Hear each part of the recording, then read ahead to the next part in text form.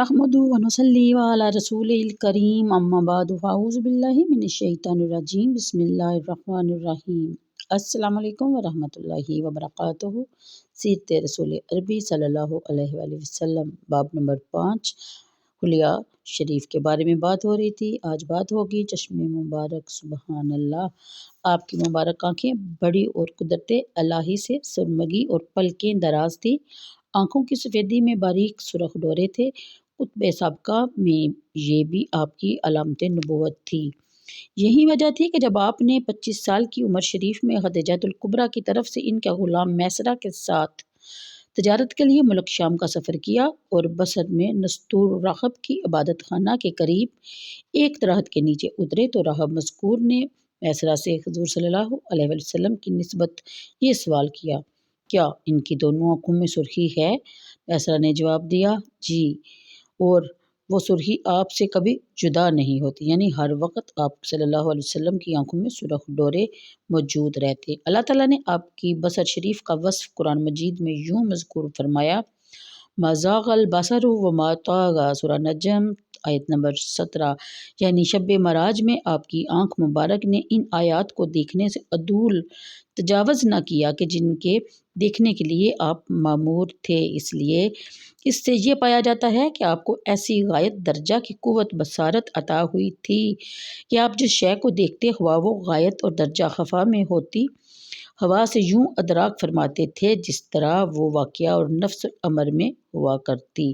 امام بہقی متوفی 458 ہجری نے باروایت ابن عباس رضی اللہ تعالیٰ عنہما نقل کیا ہے کہ رسول اللہ صلی اللہ علیہ وسلم اندھیری رات میں روشن دن کی طرح دیکھتے تھے۔ حدیث صحیح میں آیا کہ رسول اللہ صلی اللہ علیہ وسلم نے فرمایا کہ مجھ سے تمہارا رکوع اور خشوع پوشیدہ نہیں، میں تم کو اپنی پیٹھ کے پیچھے دیکھتا ہوں۔ امام مجاہد متوفی 104 ہجری نے الذی یراک حین تقوم وتقلبک فی الساجدین، سورہ شعراء آیت نمبر 218 اور 19 کی تفسیر میں فرمایا ہے کہ رسول اللہ صلی اللہ علیہ وسلم نماز میں پچھلی صفوں کو یوں دیکھتے تھے جیسے کہ آپ سامنے والوں کو دیکھ رہے ہوں۔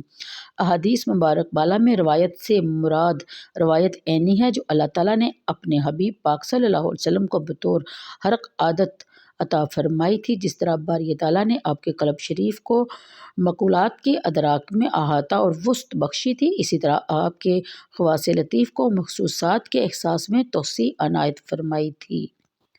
آپ کا فرشتوں اور شیاطین کو دیکھنا اور شب معراج کی صبح کو مکہ مشرفہ میں قریش کے آگے بیت المقدس کو دیکھ کر اس کا حال بیان فرمانا اور مسجد نبوی کے بننے کے وقت آپ کا مدینہ منورہ سے کعبہ مشرفہ کو دیکھنا، زمین کے مشارق و مغارب کو دیکھ لینا اور حضرت جعفر طیار کو شہادت کے بعد بہشت میں فرشتوں کے ساتھ اڑتے دیکھ لینا، یہ تمام امور آپ کی قوت بنائی پر دلالت کرتے ہیں۔ پھر غزوہ احزاب میں خندق کھودتے وقت ایک سخت پتھر حائل ہو گیا تھا جسے حضور نے کدال کے 3 ضربوں سے اڑا دیا۔ پہلی ضرب پر فرمایا کہ میں یہاں سے شام کے سرخ محلات دیکھ رہا ہوں، دوسری ضرب پر فرمایا کہ میں یہاں سے کسریٰ کا سفید محل دیکھ رہا ہوں، تیسری ضرب پر فرمایا کہ اس وقت میں یہاں سے ابواب صنعا کو دیکھ رہا ہوں۔ اسی طرح جب غزوہ موتہ میں حضرت زید بن حارث اور جعفر بن ابی طالب اور عبداللہ بن رواحہ رضی اللہ تعالیٰ عنہم کے بعد دیگرے بڑی بہادری سے لڑتے ہوئے شہید ہو گئے تو حضور اقدس صلی اللہ علیہ وسلم مدینہ منورہ میں ان واقعات کو اپنی آنکھوں سے دیکھ رہے تھے۔ سبحان اللہ، سبحان اللہ، آپ کی بھویں دراز اور باریک تھی اور درمیان میں دونوں اس قدر متصل تھی کہ دور سے ملی ہوئی معلوم ہوتی تھی، اور ان دونوں کے درمیان ایک رگ تھی جو غصہ کے وقت حرکت میں آ جاتی اور خون سے بھر جاتی۔ بینی مبارک، آپ کی ناک مبارک خوبصورت اور دراز تھی اور درمیان میں ابرا اور بینی یعنی ارنین پر ایک نور درخشاں تھا۔ جو شخص بغور تأمل نہ کرتا اسے معلوم ہوتا کہ بلند ہے، حالانکہ بلند نہ تھی، بلند تو وہ نور تھا جو اسے گھیرے ہوئے تھا۔ سبحان اللہ، پیشانی مبارک، آپ کی پیشانی مبارک کشادہ تھی اور چراغ کی مانند چمکتی تھی۔ چنانچہ حضرت حسان بن ثابت رضی اللہ تعالیٰ عنہما فرمایا کہ جب اندھیری رات میں آپ کی پیشانی ظاہر ہوتی تو تاریکی کے روشن چراغ کی مانند چمکتی۔ گوش مبارک، آپ کے ہر 2 گوش مبارک کامل و تام تھے قوت و بصر کی طرح اللہ تعالیٰ نے آپ کو قوت سماع بھی بطریق خرق عادت غایت درجہ کی عطا کی تھی۔ اس واسطے آپ صحابہ کرام سے فرماتے کہ میں جو دیکھتا ہوں تم نہیں دیکھ سکتے، اور میں جو سنتا ہوں تم نہیں سن سکتے۔ میں تو آسمان کی آواز بھی سن لیتا ہوں۔ آواز آسمان کی طرح حضرت صلی اللہ علیہ وسلم آسمان کے دروازے کے کھلنے کی آواز بھی سن لیتے تھے۔ سبحان اللہ۔ چنانچہ ایک روز حضرت جبرائیل علیہ السلام خدمت اقدس میں حاضر تھے کہ ناگاہ حضور نے اپنے اوپر کی طرف سے ایک آواز سنی۔ آپ نے سر مبارک اٹھایا تو حضرت جبرائیل علیہ السلام نے عرض کیا کہ یہ آسمان کا ایک دروازہ ہے جو آج ہی کھلا ہے، آج سے پہلے کبھی نہیں کھلا۔ الحدیث۔ دہان مبارک کے بارے میں لکھا ہے کہ منہ مبارک کی فراغ رخسار، مبارک ہموار دندان، ہائے پسینے کشادہ اور روشن و تاباں۔ جب آپ کلام فرماتے تو دندان ہائے پسین میں سے نور نکلتا دکھائی دیتا۔ سبحان اللہ، سبحان اللہ۔ بزار اور بہقی نے باروایت ابو ہریرہ نقل کیا ہے کہ جب آپ دہق فرماتے تو دیواریں روشن ہو جاتی۔ سبحان اللہ۔ آپ کو کبھی جمائی نہ آئی۔ حضرت عمیرہ بنت مسعود انصاریہ روایت کرتی ہیں کہ میں اور میری 5 بہنیں رسول اللہ صلی اللہ علیہ وسلم کی خدمت میں حاضر ہوئی۔ آپ قدید یعنی کہ خشک کیا ہوا گوشت کھا رہے تھے۔ آپ نے چبا کر ایک ٹکڑا ان کو دیا، انہوں نے بانٹ کر کھا لیا۔ مرتے دم تک ان میں سے کسی کے منہ میں بو نہ آئی۔ سبحان اللہ۔ اور نہ ہی کوئی منہ کی بیماری ہوئی۔ سبحان اللہ، سبحان اللہ۔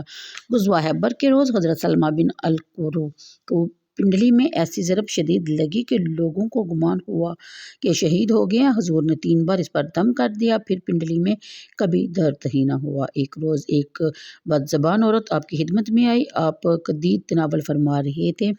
اس نے سوال کیا کہ مجھے بھی دیجیے۔ آپ نے جو قدید سامنے پڑا ہوا تھا اس میں سے دیا۔ اس نے عرض کیا کہ آپ کے منہ مبارک والا لینا چاہتی ہوں، یعنی جو آپ چبا رہے ہیں وہ اپنے منہ سے نکال کے مجھے دے دیجیے۔ آپ نے اس کو عنایت فرمایا۔ وہ کھا گئی اور اس روز فحش اور کلام اور کبھی اس سے سننے میں نہ آیا۔ مذکورہ بالا واقعات کے علاوہ بے شمار پیش گوئیاں اور دعوت جو پوری اور قبول ہوئی وہ اسی منہ مبارک سے نکلی ہوئی تھی۔ سبحان اللہ۔ یوم حدیبیہ میں چاہ حدیبیہ کا تمام پانی لشکر اسلام نے جو بقول حضرت برا بن عازب 1400 تھے نکال لیا، اس میں ایک قطرہ بھی نہ رہا۔ حضرت صلی اللہ علیہ وسلم نے پانی کا ایک برتن طلب فرمایا اور وضو کر کے پانی کی ایک کلی کنویں میں ڈال دی اور فرمایا کہ ذرا ٹھہرو۔ اس کنویں میں اس قدر پانی جمع ہو گیا کہ حدیبیہ میں قریباً 20 روز قیام رہا۔ تمام فوج اور اس کے اونٹ اسی سے احتراب ہوتے رہے۔ سبحان اللہ۔ تو آج کے لیے اتنا ہی۔ کل انشاءاللہ لعب دہن مبارک کے بارے میں بات ہوگی۔ تب تک مجھے اجازت دیجیے، دعاؤں میں یاد رکھیے۔ اللہ حافظ۔